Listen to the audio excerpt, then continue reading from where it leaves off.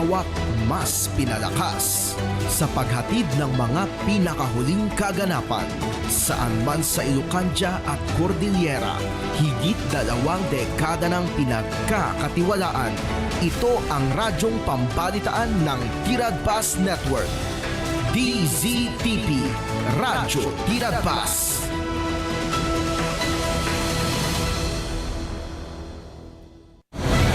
House Speaker. Dating PNP Chief Nicolas Torre III tuluyan ang nagretiro sa police service. Acting PNP Chief Nartates tatanggap na ng 4-star rank. Dating Senador Bong Revilla, walang special treatment sa kulungan. Ginisang petchay at kanin, unang hapunan sa New Quezon City Jail sa Payatas. Suspended Cavite 4th District Representative Kiko Barzaga sinampahan ng cyber libel ni Manila 2nd District Representative Roland Valeriano. Sa Moises Padilla, Negros Occidental, LGBT member patay ng pagsasaksaki ng kanyang live-in partner dahil lang sa gagamba. Baguio LGU at DOT nagpaalala kontra accommodation scam sa panahon ng Panagbenga Festival. RMN Network News.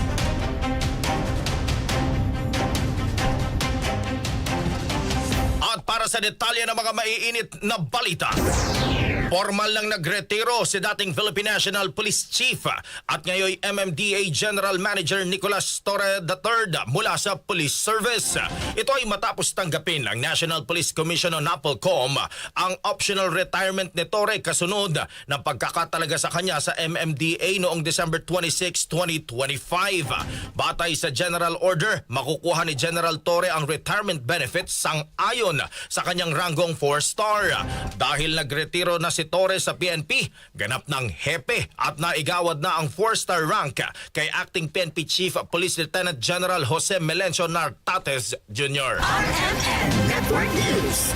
Ginisang petchay at kanin ang unang hapunan para kay dating Senador Bong Revilla at iba pang kapwa akusado sa flood control anomalies. Ito ang ibinalita ni Bureau of Jail Management and Penology spokesperson Jail Superintendent J. Rex Bustinera sa unang gabi na Revilla sa New Quezon City Jail, male dormitory sa Payatas, Quezon City. Sa parehong ng JZXL and Manila, tiniyak ni Bustinera na pantay-pantay ang pagtrato sa persons deprived of liberty o PDL na nasa bagong Quezon City Jail. Dumaan si Revilla sa karaniwang proseso na ipinapatupad sa piitan at sa ngayon ay nasa medical quarantine na inaasahang magtatagal na hanggang 7 araw bago ihalo sa iba pa mga PDL.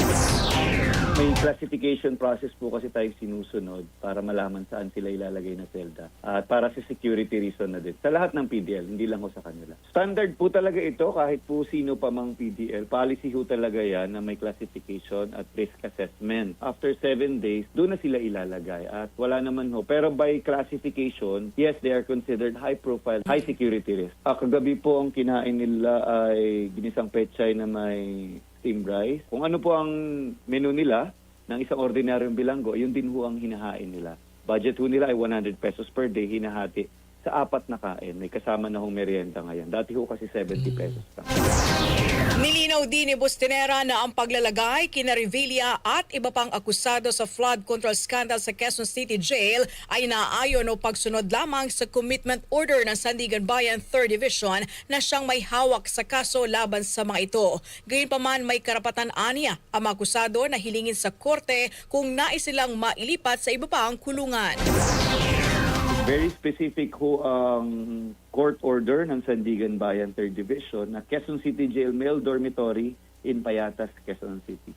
Ganun din po ang kanilang mga karapatang pantao ay dapat na o-observe. Lahat ho yan, pangkalahatan, non-negotiable. Pribileyo naman ho, may pribileyo silang dalawin ng kanilang kamag-anak lamang. Hindi ho pwede yung supporter, fans o kaibigan.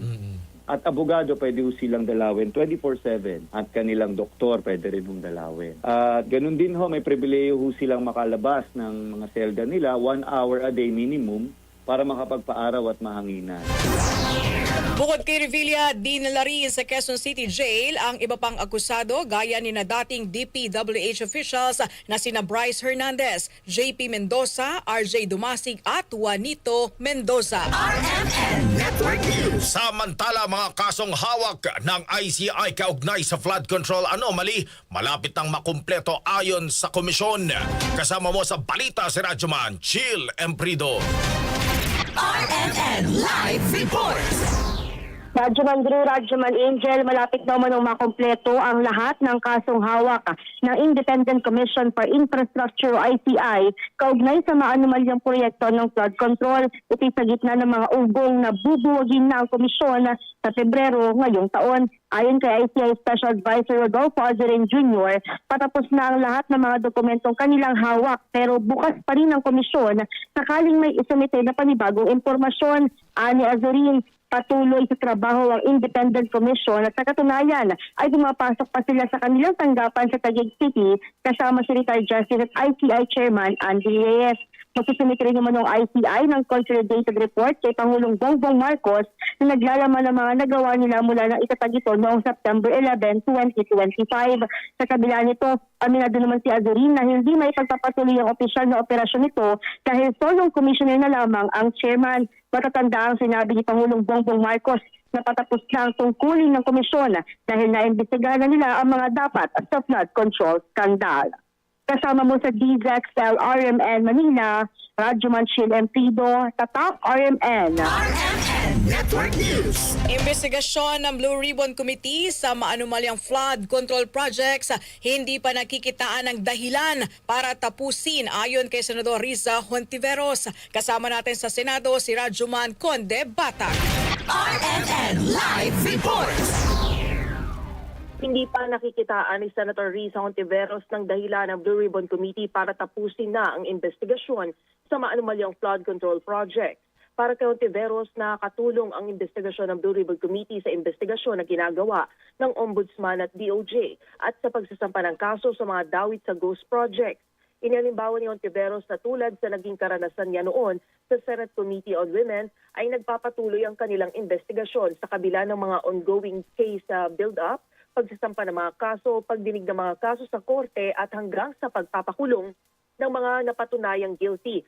Sakali mang matapos na ang pagdinig, maaaring mapakinabangan pa rin ng ehekutibo ang mga findings at recommendations sa naging investigasyon.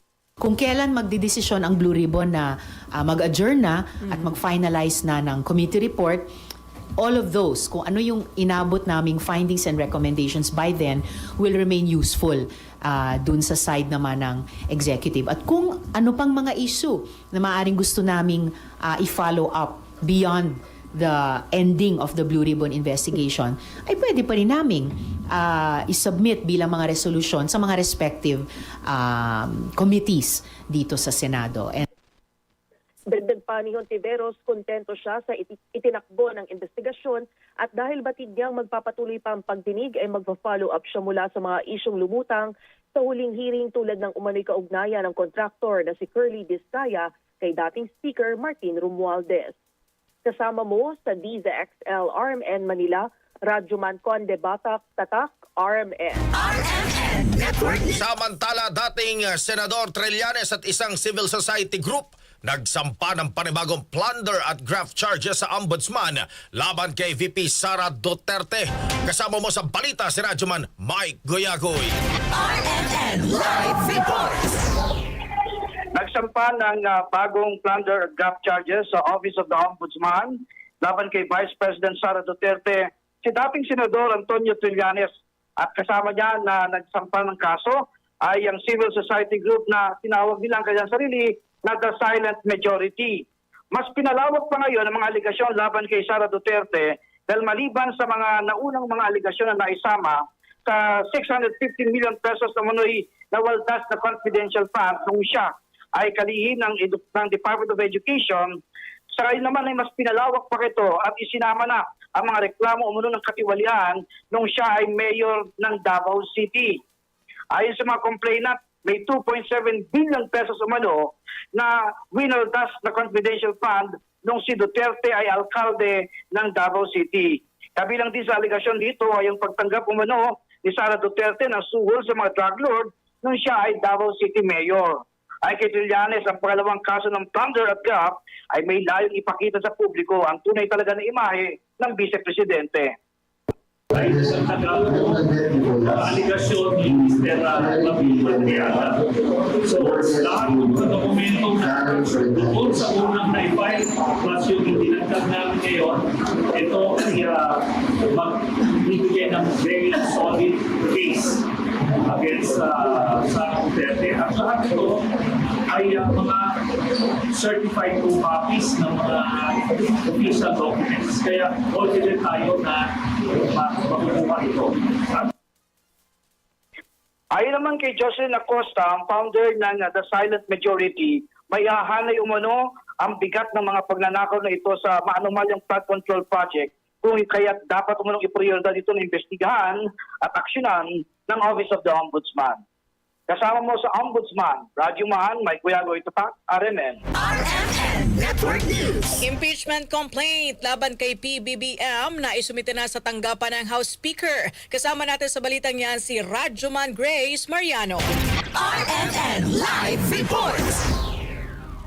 Formal na ngang naisumite sa tanggapan ni House Speaker Faustino Boje III ang verified impeachment complaint laban kay Pangulong Ferdinand Bongbong Marcos Jr. na inihain ni Attorney Andre De Jesus at inendorso naman ni Pusong Pinoy Party List Representative Journey Jet Nisay. Ito ang kinumpirma ni House Secretary General Sheloy Garafil. Ayon kay Garafil, ito na ang hudyat ng pagsisimula ng internal process ng pagtupad ng Kamara sa mandato nito batay sa itinatakda ng konstitusyon, patakaran ng Kamara at umiiral ng mga protocols.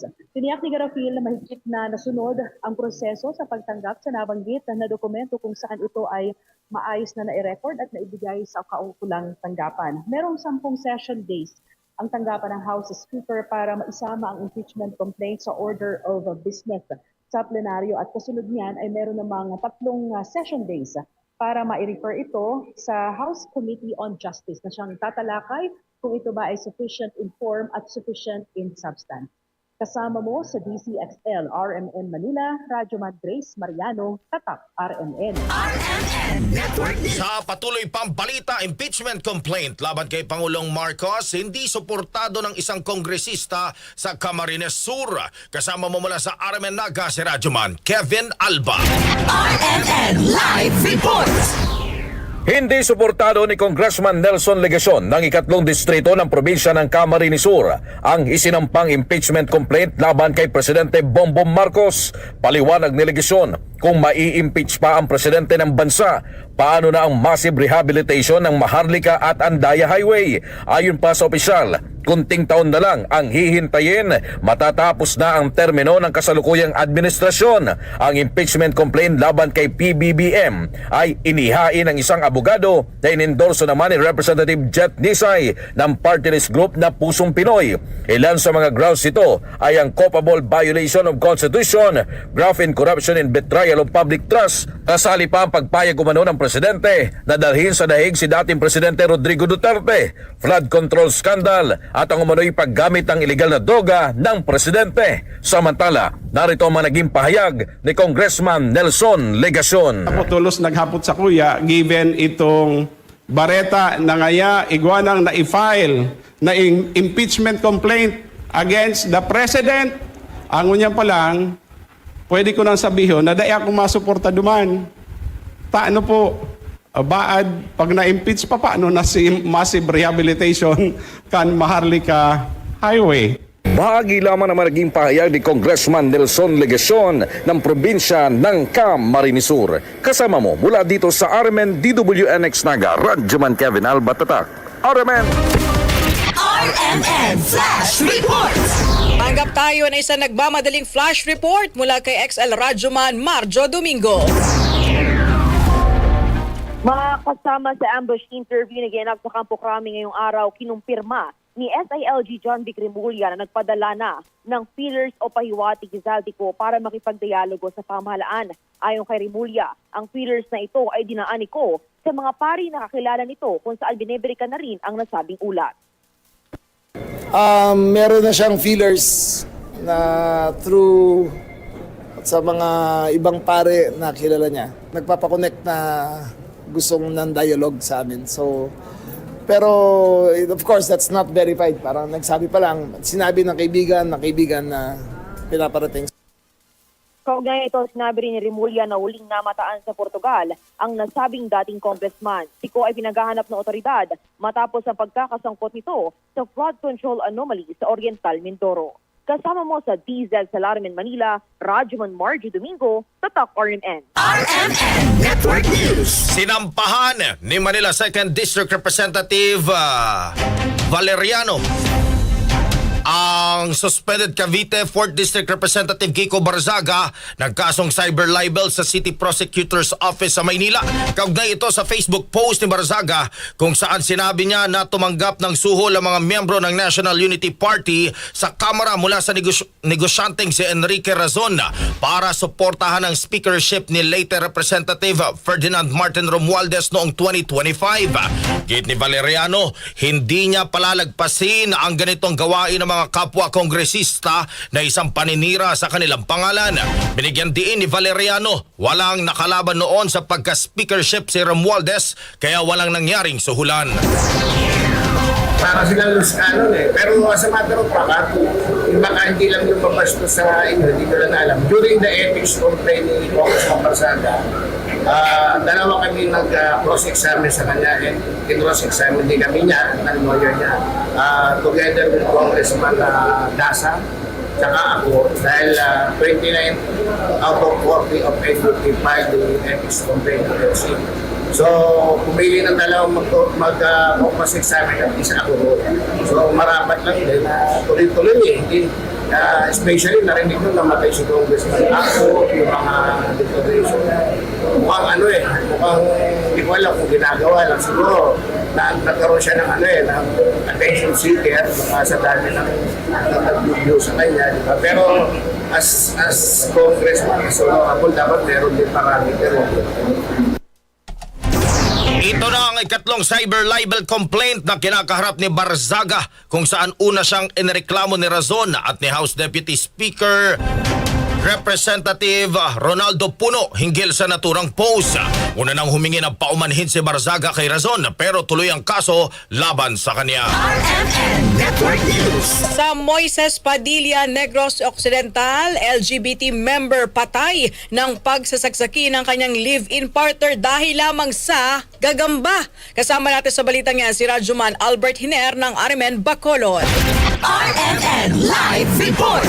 Patay isang membro ng LGBT community na si Jula Baguio alias Inday ng pagsaksakin ng kanyang live-in partner na si Anthony Porras alias Calvo, 26 anyos at residente ng Barangay 1, poblasyon ng Moises Padilla. Lumalabas sa investigasyon ng Moises Padilla PNP na bago ang insidente, masayang nagiinuman ang dalawa nang may nangyaring hindi pag-intindihan dahil lang sa nahuling gagamba. Ayon kay Moises Padilla PNP Chief of Police, Police Major Ryan Villasario, nagtamo ng maraming saksak sa katawan ng biktima na naging dahilan ng kanyang pagkasawi. Kaagad naman na tumakas sa suspect matapos ang krimen. Kasama mo sa RMN DYHB Bacolod, Rajuman Albert Hiner, Tatak RMN. RMN Network News. Samantala, bedridden na lolo patay sa sunog sa Catbalogan City, Samar. Kasama mo mula sa RMN Tacloban si Rajuman Chester Sanita. RMN Live Report. Isang senior citizen ang nasawi sa naganap na sunog sa Barangay 5, Catbalogan City, Samar. Ang biktima ay kinilala nga si alias Mario, 71 years old at residente ng nasabing barangay. Ligtas naman ang kanyang live-in partner na kinilala nga si alias Melissa, 67 years old, vendor at residente rin ng parehong barangay. Batay sa inisyal na investigasyon na kumakain ng almusal si Melissa sa ground floor kasama ang mga customer ng kanilang sari-sari store na matatagpuan sa ibaba ng kanilang bahay at may isang dumaan na kinilalang si alias Jake na sumigaw ng sunog. Nang tingnan niya, napansin niyang nasusunog na ang ikalawang palapag ng kanilang bahay na pinaniniwalaang nagsimula sa electrical wiring. Sa mga oras na iyon, ang biktima na bedridden ay naroon pa sa ikalawang palapag ng bahay. Sinubukan ng kanyang live-in partner at ng ilang residente na iligtas ito, ngunit dahil sa tindi ng apoy, hindi nila ito nakayanan at pumunta na lang sa ligtas na lugar at agad na humingi ng tulong sa mga bumbero ng lungsod na mabilis namang rumisponde sa insidente. Natagpuan na lamang ang wala ng buhay na biktima sa loob ng kanilang bahay. Agad namang nakipag-ugnayan ang mga otoridad sa scene of the crime operatives upang magsagawa ng kinakailangang investigasyon. Tinatayang may pinsalang aabot sa 100,000 pesos. Ang sunog kasama mo sa RMN Tacloban, Radyoman, Chester, Sanita. Tatak, RMN. RMN Network News. Sako naman tayo mga kasama sa Lucena City, selebrasyon ng kaarawan ng isang tiyuhin na uwi sa pagluluksa ng malunod ang kanyang pamangkin. Kasama natin sa balitang yan si Idol Edgardo Maceda ng IFM Lucena. RMN Live Reports. Isang biktima ng pagkalunod ang naitala sa Dumaka River sa Purok Ibayo, Barangay Ilayang Dupay, Lucena City. Napag-alaman na magkakapamilya ay nagkaroon ng outing para idaos ang birthday party ng tito ng biktima. Habang naglalangoy ang biktima sa ilog ay bigla umano itong nawala. Kaya humingi ng tulong ang pamilya para mahanap ang anak na nawawala. Agad nagresponde ang Lucena CDRRMO, Coast Guard Station, Kota at Lucena Component City Police Station personnel na nagsagawa ng search and rescue operation. Makalipas ang isang oras at kalahati ay natagpuan na ang bangkay ni alias Jerome. Dinala ang biktima sa pagamutan pero diniklarang patay na ito sa ng cardiorespiratory arrest secondary to asphyxiation by drowning. Kasama mo sa RMN Calabarzon and 106.3 IFM Lucena, Idol Edgardo Maceda, Tatak, RMN. RMN Network News. Aftershocks naramdaman matapos ang magnitude 5.2 na lindol sa Sultan Kudarat. Kasama mo mula sa RMN General Santos, si Radyoman Brian Oñate. RMN Live Reports. Nananatiling nararamdaman sa mga lugar ng probinsya ng Sultan Kudarat ang mga pagyanig mula nang naitala ang magnitude 5.2 na lindol noong Enero 20. Kaninang alas 7:25 ng umaga, naramdaman na naman ang lindol sa mga lugar ng Sultan Kudarat, partikular na sa bayan ng Kalamansig, Sultan Kudarat, kung saan naitala ang magnitude 4.5 na pagyanig. Ayon sa PIVOX, ang nasabing lindol ay may lalim na 10 kilometros at sentro nitong nasa 35 kilometros sa katiguman ng nasabing bayan sa probinsya ng Sultan Kudarat. Naramdaman naman ang nasabing pagyanig sa mga lugar ng Kiamba at Maitom sa probinsya ng Sarangani at maging sa Tiboli, Nurala, Tupi at Santo Niño ng South Cotabato. Wala namang naitalang mga malalaking danyos at pinapaalahanan naman ng gobyerno ang publiko na maging mahinahon at patuloy na maging alerto sa posible pang mga mararamdamang aftershocks. Kasama mo sa RMN General Santos, Radyoman Brian Oñate, Tatak RMN. RMN Network News. Isa naman sa mga nasagip sa lumubog na motor bangka sa Davao, ikinuwento ang nangyari sa insidente. Ang kasama natin sa balitang yan si Radyoman Kirby Manson ng RMN Davao. RMN Live Reports.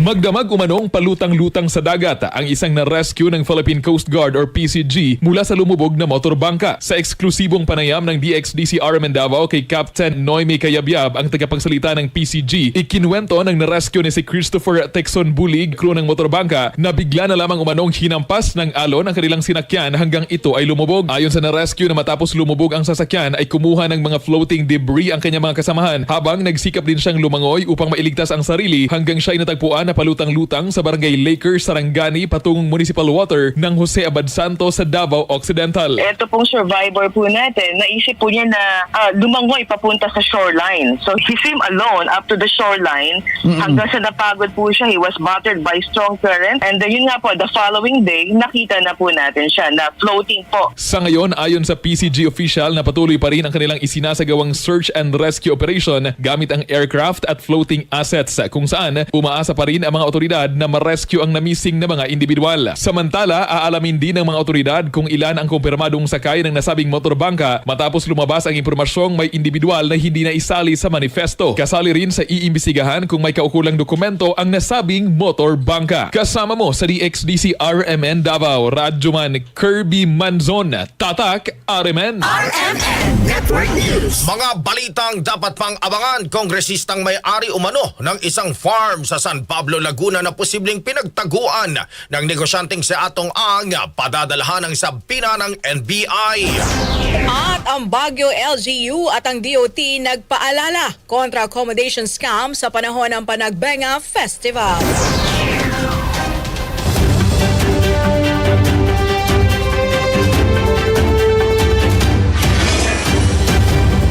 May Bundag Pilipinas sa idupos. Dalawang foreign nationals ang kasama sa mga naaresto ng mga otoridad. Commission on Elections nangangamba.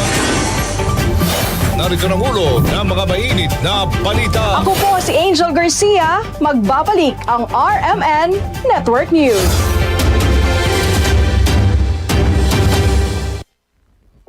Mabilis ang daloy ng mga impormasyon mula sa mga naririnig, napapanood o nababasa. Chances are, may lalabas dyan na detalyeng liku-liko na nagpapanggap bilang credible news. Teka, ayaw natin yan. At ito ang dahilan kung bakit mahigit 7 dekada nang narito ang Radio Mindanao Network upang ipagpatuloy ang tungkulin mula noon hanggang ngayon na mangalap ng mga impormasyong kumpirmado at totoo. Maging mapanuri ang balitang walang basihan, huwag basta paniwalaan, huwag magpalinlang. Siguraduhin verified ang balitang sinusundan. Kaya't tutok lang dahil sa RMN News, ang mga balitang budol hindi pinapalusot. RMN Network News. Sa pagpapatuloy ng ating mga balita, padadalhan ng sabina o imbitasyon ng National Bureau of Investigation ang kongresistang may-ari umano ng isang farm sa San Pablo, Laguna na posible raw pinagtaguan ng negosyanteng si Charlie Atong Ang. Ayon kay NBI spokesperson Palmer Malyari, ipatatawag nila ang congressman kung kinakailangan para sa verifikasyon at karagdagang impormasyon kasunod ng natanggap nilang report. Dagdag ni Malyari, hindi lang limitado ang kanilang manhunt operation sa mga properties at negosyo ni Ang, kung hindi lahat ng nauugnay sa negosyante. Pinoproseso na rin anya at sumasailalim sa kanilang evaluation ang impormasyon na ang mambabatas ang owner o may-ari ng farm na una nang binisita ng NBI pero hindi natagpuan si Ang. Well, what we can guarantee to you is that because the information was brought to the attention of our investigators, we are processing it and evaluating. If there is a need for us to send a subpoena or an invitation to the owner of the farm for further clarification, gagawin po namin and we will make it a point to advise the media about it. Samantala, sinabi naman ng PNP na nakikipag-ugnayan na sila sa Directorate for Investigation and Detective Management para makuha ang mga opisyal na pulisya na maaaring nagkakanlong kay Ang. Gayon din ang pag-aaral sa posibleng administrative case at criminal sanctions na maaaring maisampa sakaling mapatunayan ito. RMN Network News. General Nartates, itinanggi ang alegasyong itinatago ng pulisya ang mga impormasyon sa kinaroroonan ni Atong Ang. Acting PNP Chief dismayado sa mga ulat na muna pagtulong ng mga pulis kay Ang. Kasama natin sa balitang yan si Radyoman Marjo Domingo. RMN Live Reports. Itinanggi ni Acting PNP Chief Lieutenant General Jose Melencio Nartates Jr. ang mga aligasyong itinatago umano ng pulisya ang mga impormasyon patungkol sa kinaroroonan ng negosyanteng si Charlie Atong Ang. Ito ay matapos sa mga pahayag na tinatago ito ng pulisya para mapakinabangan ng 10 milyong pisong reward. Ayon kay Nartates, walang basihan ang ganitong mga pahayag at hindi ito makakatulong sa manhunt laban kay Ang. Samantala, dismayado rin si Nartates sa mga ulat na umano'y may tumutulong ng mga pulis sa nasabing akusado, kung saan iginiit nito na hindi kukonsintihin ng organisasyon ang anumang uri ng maling gawain sa kanilang hanay. Samantala, tiniyak naman ni Nartates sa publiko na sapat ang police resources na ibinigay para matutuntun si Ang. Kasama mo sa DZSL RMN Manila, Radyoman Margie Domingo, Tatak RMN. RMN Network News. Samantala, may karapatan ng Pilipinas na umalma sa patuloy na panggigipit ng China sa West Philippine Sea. Para sa presidente ng International Development and Security Cooperation, Dr. Chester Cabalza, kung pumalagman ang bansa sa hindi tamang galawan ng China, ang ipinaglalaban at pinoprotektahan natin ay ang ating teritoryo. Mahalaga rin anya ang paggalang sa international law na nagtataguyod sa karapatan ng Pilipinas sa nasasakupan nito kasama ang karagatan at likas na yaman nito. Dapat na matutunan nila yung paano irespeto yung international law. Lalo na sa ngayon, ang mundo natin ay itong mga malalaking bansa gumagawa ng paraan na para hindi i-recognize ang mga international institutions natin. Pero kung titignan natin, si China ay malinaw na sumusuporta naman sa United Nations. At ang desisyon na nakuha natin noong 2016 Arbitral Award ay galing sa United Nations, Arbitral Tribunal Court. Ibig sabihin, dapat maging consistent din sila.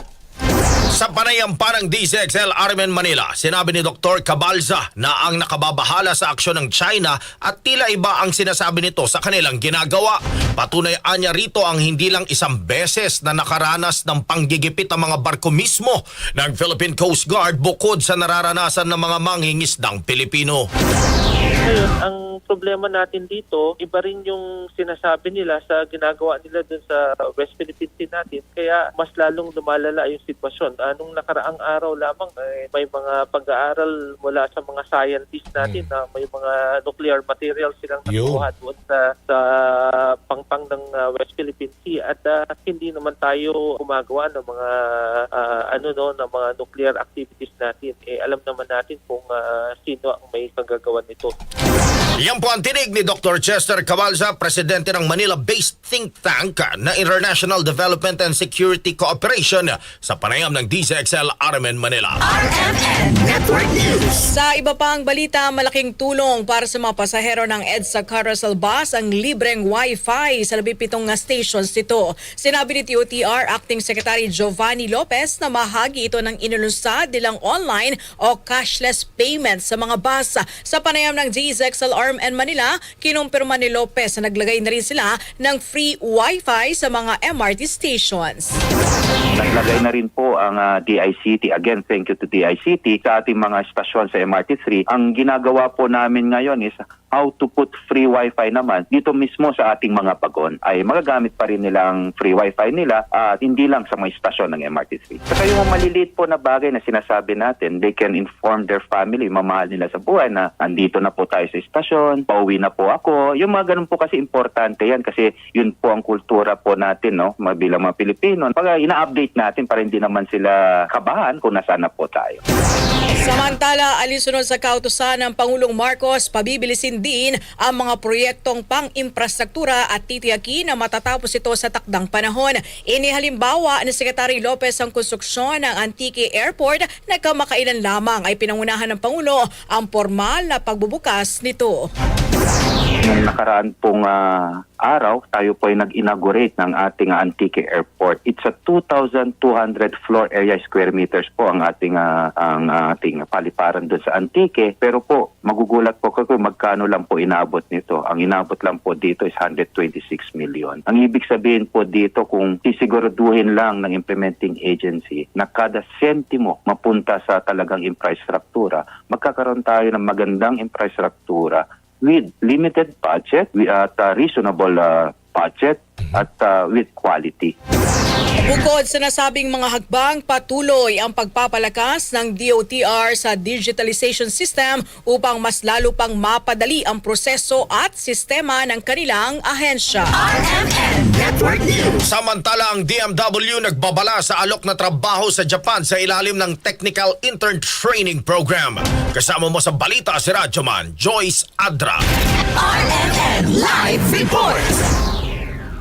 Nagbabala ang Department of Migrant Workers sa mga OFWs laban sa recruitment scheme na nag-alok ng trabaho sa Japan sa ilalim ng Technical Interim Training Program. Ayon sa DMW, ang nasabing scheme ay iniuugnay sa isang Pilipina na nasa Japan na walang lisensya sa kanilang tanggapan para mag-recruit o mag-deploy ng mga manggagawang Pilipino sa ibang bansa.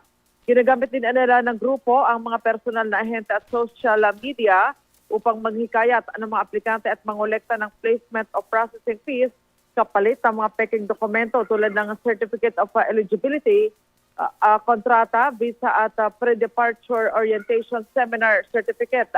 Sa ngayon, umaabot na sa mahigit 200 ang mga biktimang nagsampa ng reklamo sa kanilang tanggapan sa DMW, gayon din sa PNP, CIDG at sa NBI.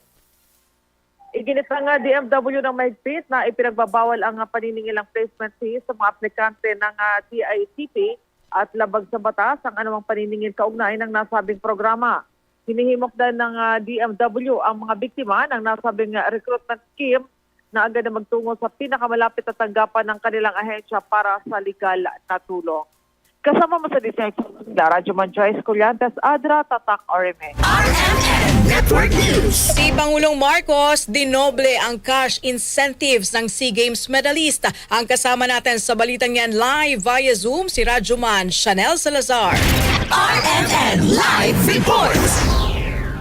Dinoble ni Pangulong Ferdinand Marcos Jr. ang cash incentives ng mga Pilipinong atleta na nag-uwi ng medalya sa 33rd SEA Games na ginanap sa Thailand. Sa homecoming celebration ng mga atleta, inanunsyo ni Pangulong Marcos na makatatanggap ng 300,000 pesos ang mga gold medalist, 150,000 pesos ang silver medalist at 60,000 pesos ang bronze medalist mula sa Office of the President. Bukod pa ito sa cash incentives na ibinibigay sa ilalim ng Republic Act 10699 o Athletes and Coaches Incentives Act. Nagbigay rin ng tanggapan ng Pangulo ng tig 10,000 pesos na cash incentive sa mga atletang nanalo sa iba pang international sports competition bukod sa SEA Games.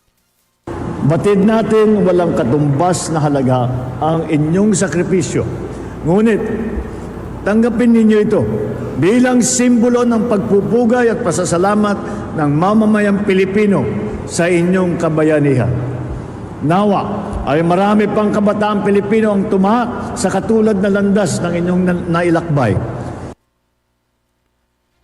Sa kabuuan, nasa 277 na medalya ang naiuwi ng Team Philippines sa SEA Games kung saan 50 ang gold, 73 ang silver at 154 ang bronze. Pero ayon sa Pangulo, may medalya man o wala, panalo pa rin ng mga atleta sa puso ng sambayan ng Pilipino dahil sa ipinamalas nilang husay at dedikasyon.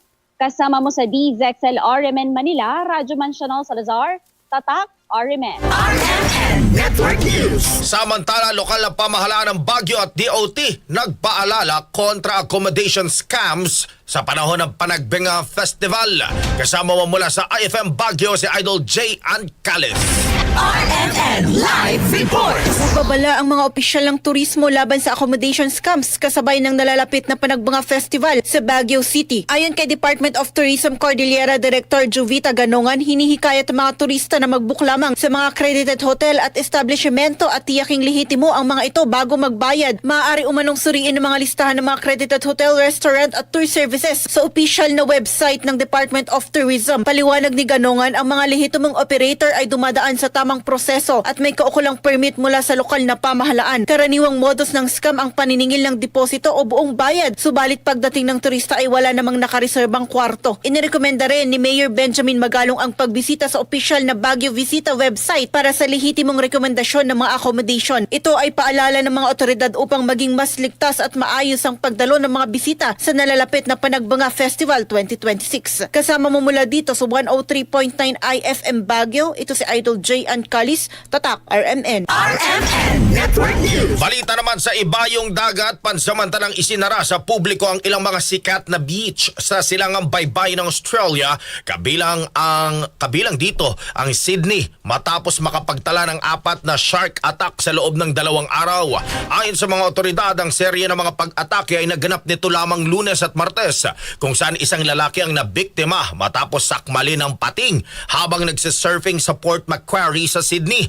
Habang noong Lunes naman ng gabi, isang 20 anyos na surfer rin ang malubhang nasugatan sa Manly, Sydney matapos atakihin din ng pating. Paliwanag ng mga eksperto na ang malakas na pag-ulan sa naturang bansa noong mga nakaraang araw ang naging sanhi ng paglabo ng tubig, dahilan kaya dumami ang mga bull shark. Dahil nahihirapan na nila makakita ang mga pating, mas nagiging agresibo ang mga ito sa anumang gumagalaw sa tubig. RMN Entertainment News. Nag-alala ang mga tagahanga ng TV host comedian na si Bubay nang bigla na lamang siya magkulap sa gitna ng kanyang pagtatanghal sa Basudani Festival sa Bansud Oriental, Mindoro nitong Lunes. Sa video nakuha ng mga dumalo sa event, makikita po si Bubay nakakantay na sana yung ikalawang awit sa kanyang solo performance. Ngunit bigla po siyang napahinto at unti-unting tumumba hanggang sa mawala ng malay. Kaya agad naman siyang sinaklolohan ng medic na nakaantabay at binuhat patungo sa backstage. Nagmamadali ding pumanik sa entablado ang kanyang mga kaibigan at katandem na si Bubay na si Super Tekla para ituloy ang kanta. Paliwanag po ni Tekla na okay na si Bubay at ang kanyang pagkahimatay ay bahagi po ng kanyang sakit. Makalipas sa ilang minuto ay bumalik sa entablado si Bubay para ipagpatuloy ang naudlot na kanta. Hindi po ito yung unang pagkakataon na nahimatay si Bubay sa gitna ng kanyang performance. Tulad po nung May 7, 2024 ay nahimatay din ang komedyante habang nagtatanghal sa kapistahan ng bayan sa ng Apari dyan sa Cagayan. RMN Network News. At sumayin niyo po ang mga nangungunang balita. Ako po si Radyoman Drew San Fernando. At ako po si Radyoman Angel Garcia. Mula po rito sa RMN Broadcast Studio sa Atlanta Center, Manila. Maganda pong hapon at marami pong salamat. Inyo pong natunghayan ang